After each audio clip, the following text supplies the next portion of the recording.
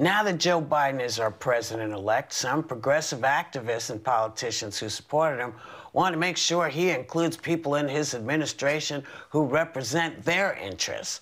So what does this mean? Should we trust him to put folks in and see what he does, or should we just give him a list of stuff we want done and go from there? Sarah, I'll start with you. What do you think?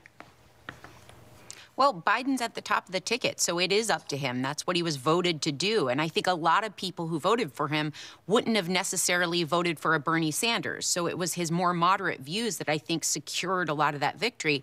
Now, the progressives make up a huge part of the Democratic Party, so I definitely think they have a place at the table. They just shouldn't be hosting the whole dinner party.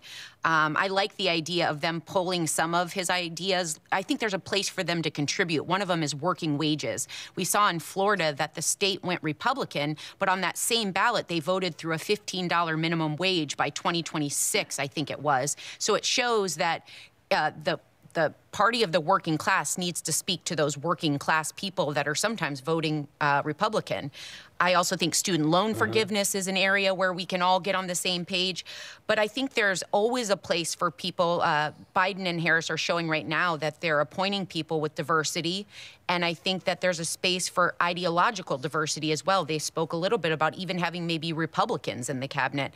So I think we're going to see a pretty vast array of people and ideas coming forth to lead the Biden administration. What do you think, Joy? Should we be watching to see what he's doing and then making suggestions, or should people start out by saying, we want you to do this and this? What's your take? Yeah. Well, the progressives have very good ideas, and the American people agree with the progressive ideas. They want health care to be affordable and readily available. They want somebody to take care of the fact that the climate is changing and to have respect for science. They want allocation of funds, I would think, if presented correctly, and not that you defund the police, but that you reallocate funds so that you have social workers and other important people dealing with problems like that. And by the way, I just think that Jill Biden should be the Secretary of Education. She has a PhD in education, and she's going back to the classroom. But I think she would be much more effective to take over for Betsy DeVos, who basically should be a bit an eraser monitor at this point. Just be an eraser monitor. That's the qualifications you have, darling. I would like to see Pete Buttigieg be the ambassador to the United Nations, or give him any job, really. The man is so competent and so capable. I think he could run the country if he had the chance. So there are wonderful people in the Democratic Party, and I'm so happy that they're going to be in there pretty soon so that we can all relax. And so what should this administration look like in your mind, Sonny? Is it something we should wait and see what Joe's going to do, or should we be dictating it?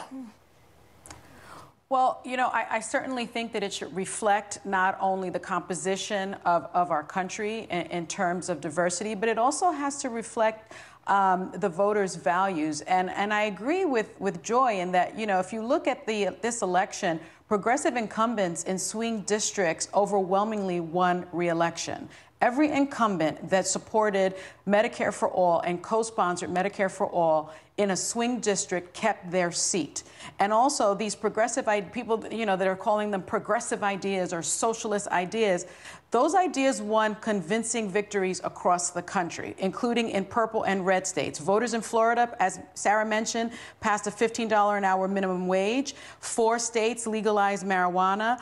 There was a poll that a majority of Americans support progressive policies, which are higher minimum wage, free college, paid maternity leave, government funding for child care, tuition-free college. And so really, I think that this administration needs to reflect those views, because America has spoken. Those are the views that America supports, not this sort of conservative right-wing agenda. That's just not true. Right. And what do you think, Anna? Is this the direction, or should we be waiting and seeing what he's going to do before we say this is what you have to do? Where are you on this? What the progressives are doing and handing over a list of people they'd like to see in the administration is what what a lot of groups are doing. You dance with those that bring you to the dance. And I can tell you right now, there's Latino groups that are submitting names forward. There's African American groups that are submitting names forward. There's women groups that are submitting names forward. It is what you do. And when I saw those appointments yesterday, that first batch of senior appointments for the White House, I was like, oh my God, look how refreshing this is.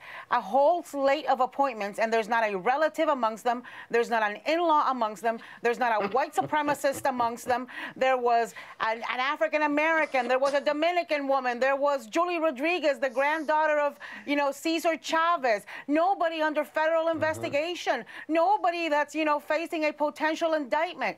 It felt like Christmas in November. Give it to me. It was diverse and it was wonderful. It was, you know, I think you know, give Joe Biden time and space and hand over those lists. Joy, put a list together. I'll send it up. Yes. You got it, baby.